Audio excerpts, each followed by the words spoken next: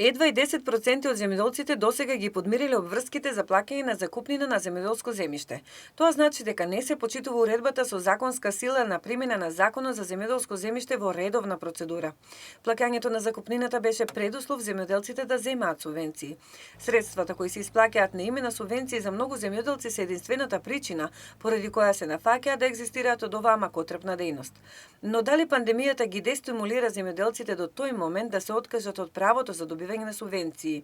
Дали нивната дејност годинава се покажала нерентабилна до тој степен да не можат да произведат за да заработат и да ги плаќаат давачките кон државата кои се движат од 10 евра по декар, односно 100 евра по хектар? Министерството за земјоделство се соочува со овој факт и покрај тоа што вели дека во време на пандемија населението најмногу троши за храна и во значајни количини купува домашни земјоделски производи.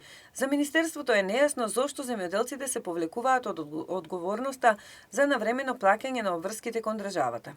Министерската администрација прстот го вперува кон сивата економија, нелегалните прекупци и препродавачи. Од друга страна, земјоделците преќутно го пролонгираат одлевањето на нивните средства за подмирување кон обврските на државата, се со цел државата да ги заштити овој сектор и нив откажувајќи се од овие средства.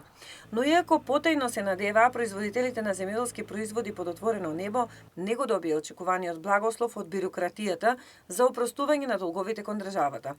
Наместо тоа, денес пристигна нова уредба. Според оваа уредба, рокот за плаќање на годишната закупнина за закуп на земјоделско земјиште во државна сопственост за 2019 година се одложува во време траење и вонредна состојба и пролонгира до 31 декември оваа година.